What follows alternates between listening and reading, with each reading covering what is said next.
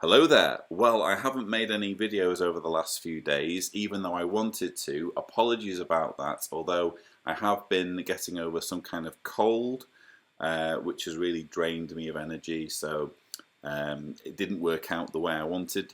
But I wanted to make a quick video about this Watchtower magazine, the May 2017 study edition, which has just come out, because there's a really interesting article in it. Do not let your love grow cold. I immediately gravitated towards this article because I was wanting to know whether it would try to make some predictions about, the stagnating numbers. I've made a video recently about how in a lot of countries the number of witnesses is actually reducing. And it really wouldn't surprise me if very soon the organisation starts saying, well, the reason why this is happening is because the Bible says that the love will grow cold, or the love of the greater number will cool off, which is how it said it in the previous edition of the New World Translation. Anyway, I was interested in this article, so I kind of skipped through it a bit, and I stumbled on this quite remarkable paragraph, paragraph 7 on page 18, which I will now read for you. It says, in some lands, outspoken atheists, agnostics, and evolutionists promote ideas designed to erode not just love for God, but also belief in Him.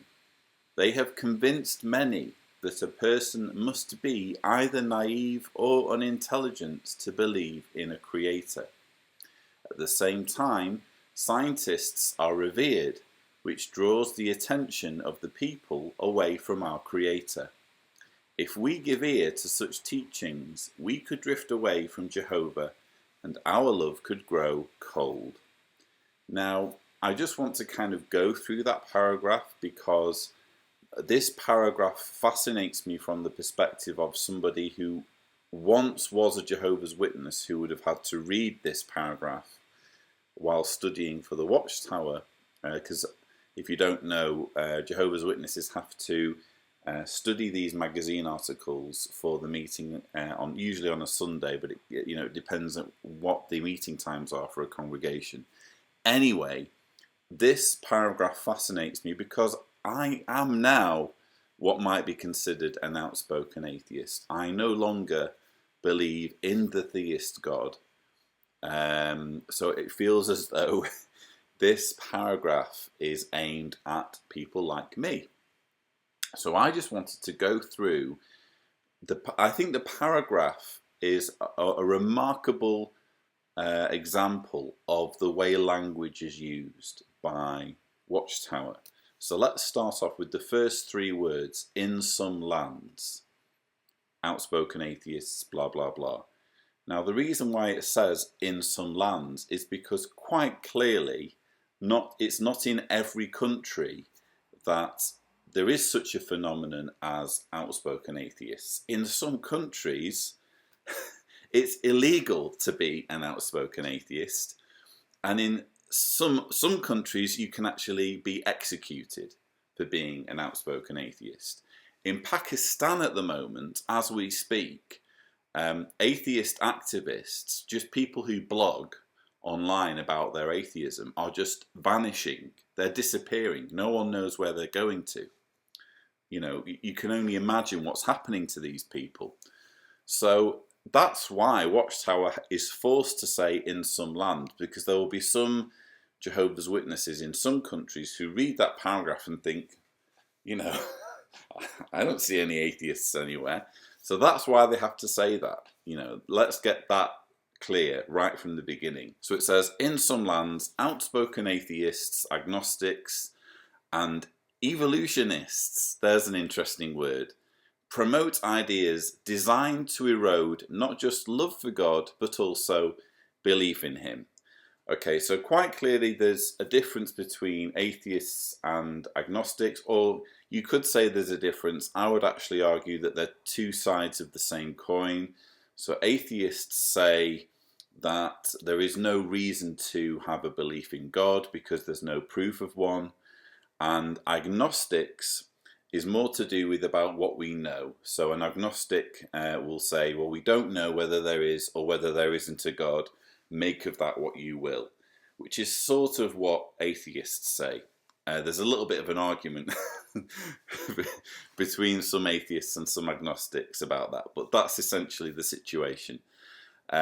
Evolutionists, I kind of chuckle at that word now. I mean, you hear that word when you're a Jehovah's Witness. You think, oh, evolutionists, what do they know? Evolutionists are really just scientists, because evolution is science. This will come as a surprise to any Jehovah's, or to lots of Jehovah's Witnesses who might be stumbling on this video. But evolution actually ceased to be disputed as science many, many decades ago. And it's now just accepted science. And what you will often hear creationists say is, oh, well, evolution's just a theory. Yes, but you really need to look up what the word theory means in a scientific context. For example, we have the theory of gravity. No one disputes that gravity is real, in just the same way you can't dispute that evolution is real just because people call it a theory. So I find the word evolutionist fascinating, because that straight away is trying to kind of pigeonhole people and kind of create a label for them with the hope of kind of deriding them. Fascinating the way that language is used here. And it says that atheists, agnostics and evolutionists are promoting ideas designed to erode love for God and belief in him. Now, I can't speak for all atheists, clearly. I can only speak for myself when I say that when I speak about my atheism and my lack of belief in God, I'm just sharing an opinion. You can do what you want with that opinion. I am not on any kind of crusade to turn people away from belief in God if that's what they want. The difference between me and, let's say, an evangelical Christian is that if an evangelical Christian is speaking to me, they are seeing somebody who needs to be saved. So in the eyes of an evangelical Christian, I need to be saved from either hell or eternal destruction and or failure to live in an everlasting utopia, whether it's in heaven, which is what the majority of Christians believe, or in the case of Jehovah's Witnesses, on earth. So that's the approach that evangelical Christians would take. My approach, when I'm speaking to an evangelical Christian, I'm not thinking, I've got to save this person. I have got to save this person from religion. It doesn't really make a great deal of difference to me whether they carry on being religious or not. I am interested in them knowing what my reasons are, because I think it's an important discussion to have. I think it's a discussion that's been going on for centuries. And the minute one side of the discussion succeeds in silencing the other side, well, that's when you have the potential for all sorts of nasty stuff. You have the potential for ignorance. You have the potential for hatred and intolerance. It's always helpful for both sides of an argument to be heard. And that's the only reason why I'm open about atheism and lack of belief and criticism of religion, is so that people can hear both sides of the argument. I'm frankly not interested in whether, say, for example, someone watching this video who starts the video as a Christian ends the video as a Christian. It won't make any difference to me. I'm not trying to save anyone from any kind of hell of any kind. It just doesn't make any difference to me. All I'm interested in is both sides of the argument being heard. And yes, to some extent, I would like to see a more secular world. I think that religion does do a lot of harm. And I think society needs to learn to compartmentalize itself better from religion and put religion properly in its place, so that religion isn't exerting itself on people in quite the way that is happening at the moment. But that's kind of the limit, really, of where my activism against religion goes. I don't necessarily crave to see the day when religion is no more. I think we will always have religion. I think some people need to be religious or need to have religion in their lives.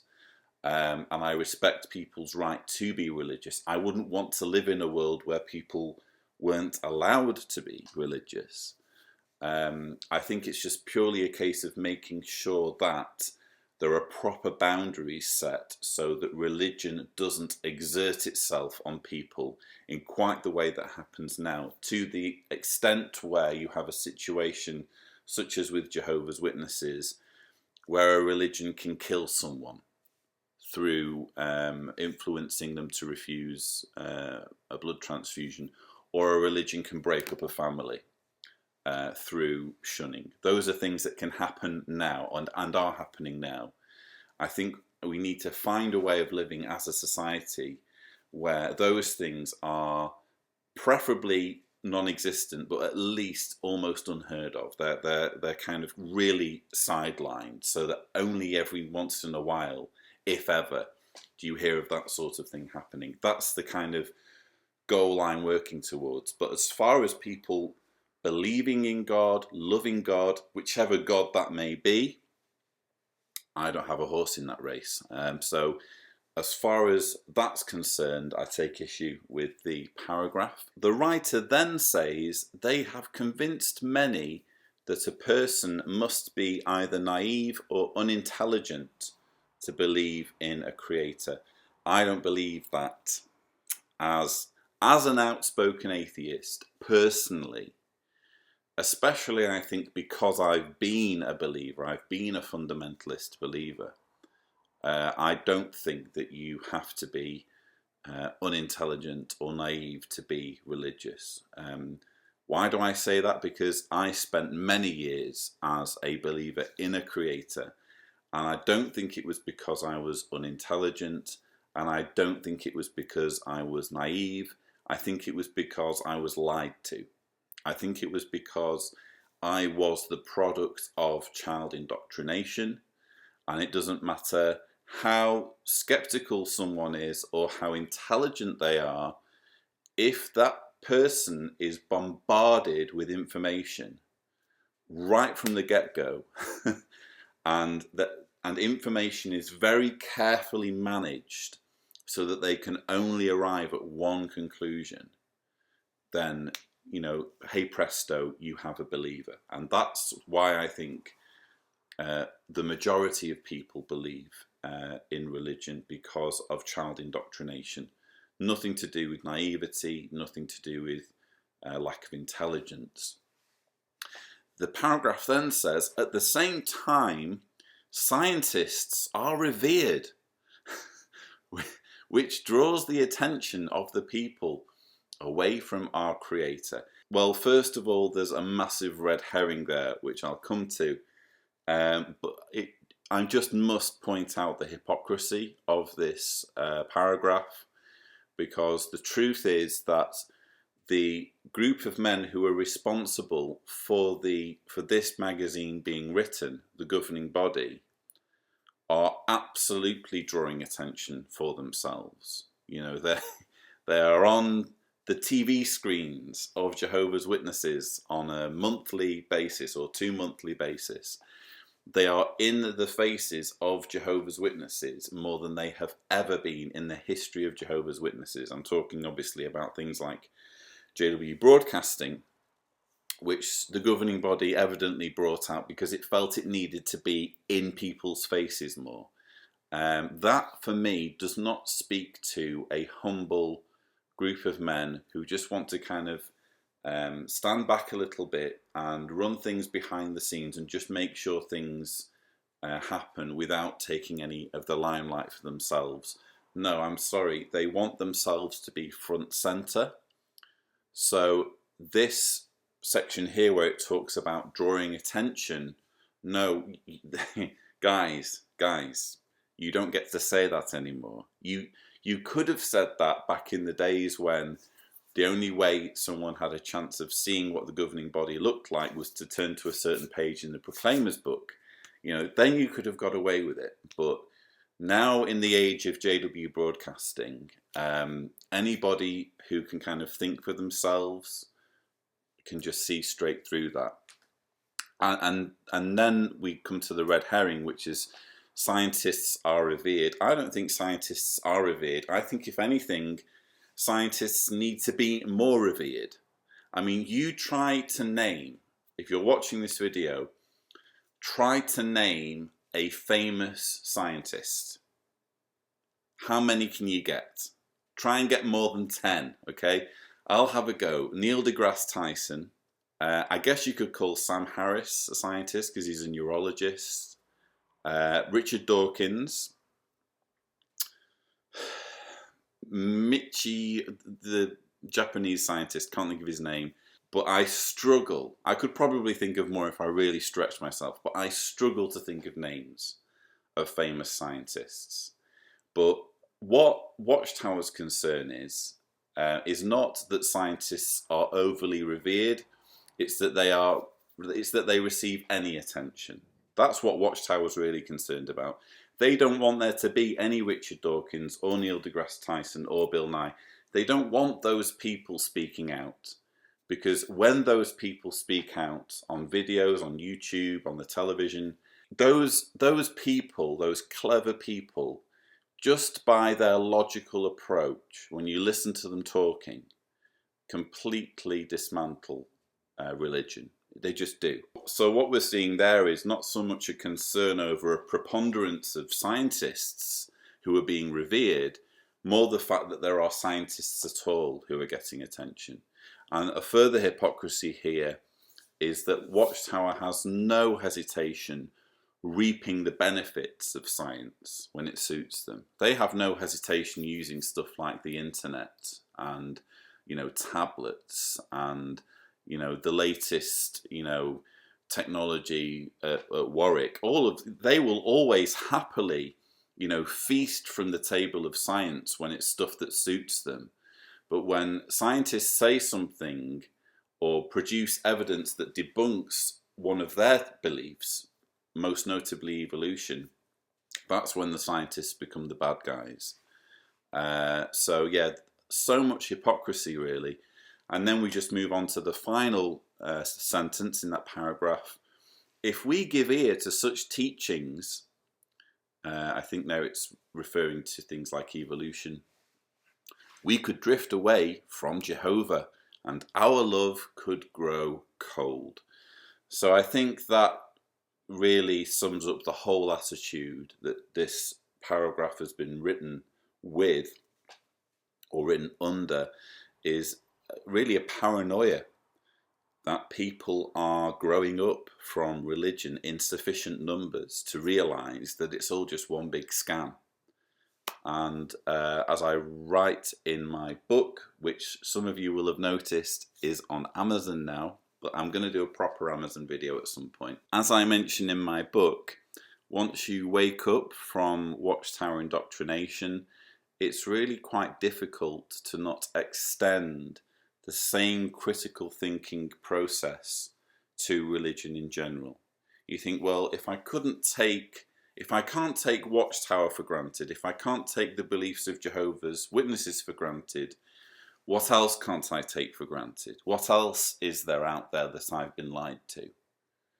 You know, what else is there that is just simply a legacy of ignorance and fear? And that's when the whole house of cards comes crumbling down. So, no, I just found that paragraph fascinating, and although there's lots of things I would like to be making videos about at the moment, including JW Broadcasting, which I'm behind on, including the Worst Convention Ever series, I swear to you I will finish that. This is what I wanted to talk about today, so there. And anyway, before I croak and start sneezing, what have you, I hope you have enjoyed this video, and as always, thank you for watching.